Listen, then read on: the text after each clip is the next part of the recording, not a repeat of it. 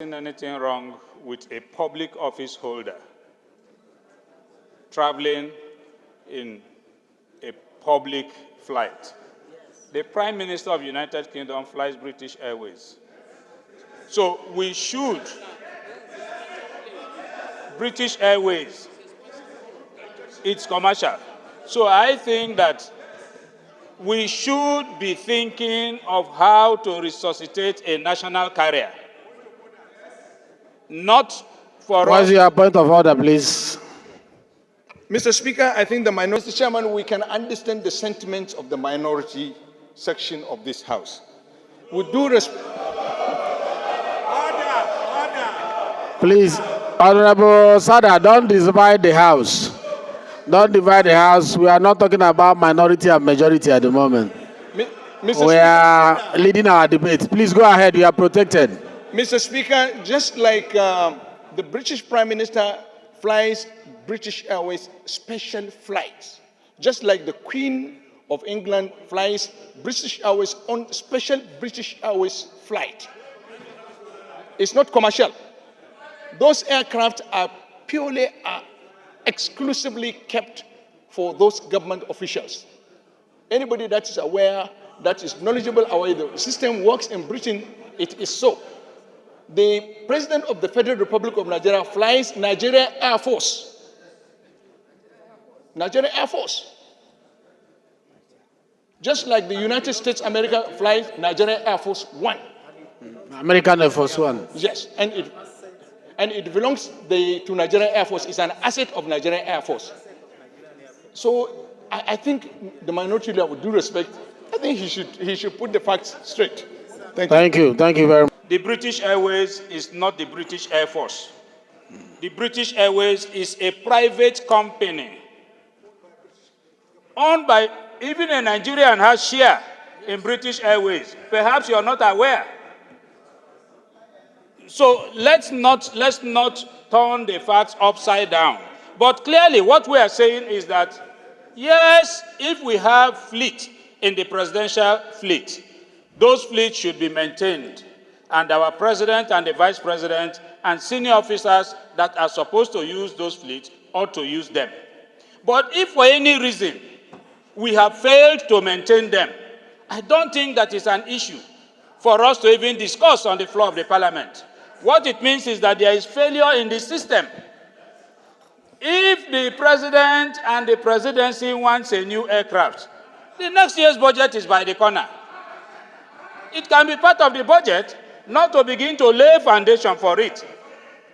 If it gets to this place and it is considered worthy enough and they're able to defend it, I'm sure that we will pass it. If they are unable to defend it, so be it. But it is not an issue for us to discuss that the vice president flew a chartered jet. I don't think it is, with respect. I think that we should go into more germane issues. In fact, if we feel ashamed of it, then we should not make it a public discourse. We should cover it. Because what it goes to say is that we are unable as a country to maintain our presidential fleet. And therefore, Mr. Speaker, I am not in support of this motion. I pray that the mover should step the motion down.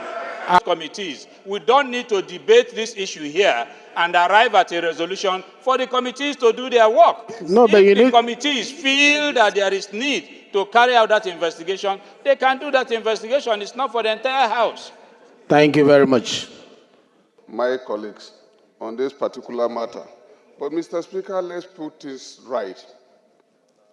At a time like this,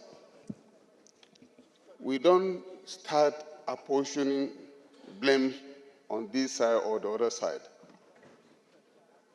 Any problem that affects the president, the vice president, senior citizens of this country is an issue that we as a parliament are supposed to pick serious interest about it. This issue is an issue that needs to be investigated, either by a committee, but let the standing committee rise to this occasion by investigating why was it so and why is it so. Who and who has the power to maintain these aircraft that they have not done their job.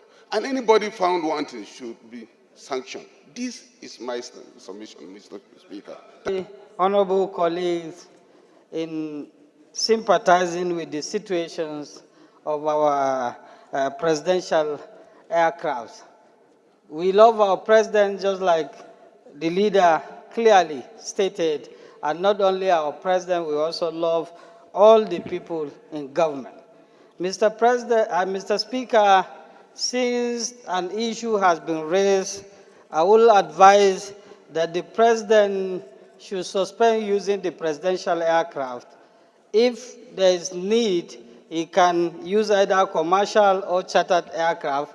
And another options, if that will also help Nigerians. If the president can travel by road, then Nigerians will have hope that our roads will be repaired soon. So, Mr. Speaker... Honorable Allegiance, you are asking my president to use road to go to Europe. No, I'm not saying so Europe. My president should go by road to Europe. You can use, Mr. Speaker... My president should use road British Airways to attend meetings in Europe and UK. But you are not using road to go to UK. The last time I checked, you were not traveling by road. And you want the president to travel by road to UK. Can we hear from the minority leader? I think Allegiance has finished. Mr. Speaker, minority leader should continue from where I stopped. Thank you. I know you. Thank you, Mr. Speaker. Thank you for the guidance. As the chair places, as a statutory duty of my committee, I hereby step down the motion for the committee to continue its oversight function and carry out its investigation. Thank you. Thank you very much. That shows you are a sound legislator who has read the mood of the House where specified.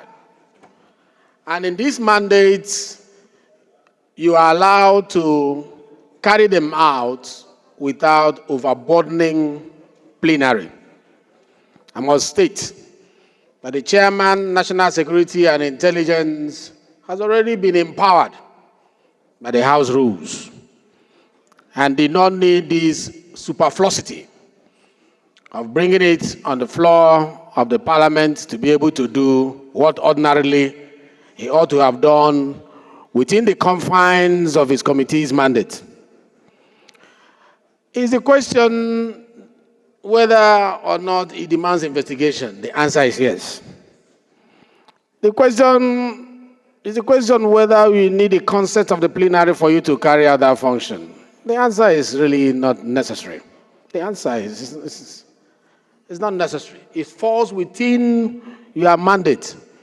So the House, I'm sure, will want you to go ahead and do your job as allowed by the mandate. Invite NSA if you have to. Invite the commandant in charge of the air fleet.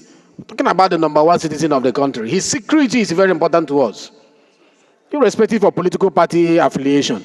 The security of #1 citizen, #2 citizen, the Senate President, the Speaker, Deputy Senate President, Deputy Speaker. Very important to this country. And it demands investigation. So go ahead, do your job. So I'll urge that you step down this motion and go ahead with your job as allowed by your committee mandate. Are you willing to step down your motion, Honorable Satomi? As the chair pleases, sir. You say that standing up to respect the House. Sorry, sir.